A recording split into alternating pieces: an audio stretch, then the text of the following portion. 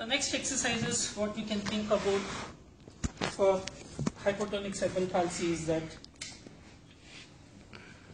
the kid will be sitting like this, okay. The therapist will be behind, okay. The therapist will be actively assisting the thoracic extension, okay. After assisting thoracic extension, okay, the therapist will tilt the baby backwards, base of support. Once we tilt the baby, the therapist will be maintaining active thoracic extension and we are slightly shifting the baby backwards. Once the baby is falling backwards, automatically the kid has to contract the abdominal muscles to prevent the backward fall. You are getting what I am talking? Okay. So the kid is sitting like this.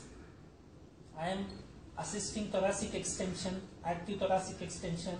Okay. After that, I'll tilt the baby backwards, maintaining active thoracic extension. Once I tilt the baby backwards, automatically to prevent the backward fall, the kid contracts the abdominal muscles. Okay. So we are facilitating abdominal muscles and we are facilitating active trunk extension. Okay. So this is the next exercises for facilitating the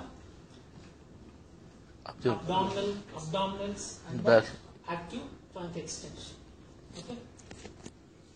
There is one more exercise. Okay.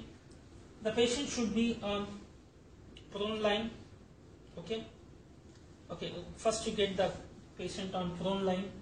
Get the patient on quadruped. Okay. Okay. Next, slowly extend this one limb. Hip, knee should be extension which is supported on the therapist knee or lap. Okay. One leg, hip is 90 degrees. Okay. Knee is flexed to 90 degrees. Understood? One hand. This is like this. You understood what I am talking? I am taking weight. Okay. This leg is supported on the therapist on the lap. Okay. The patient is taking weight on this leg and the patient is reaching out for activities. Therapist will be behind. Okay. What therapist will be doing?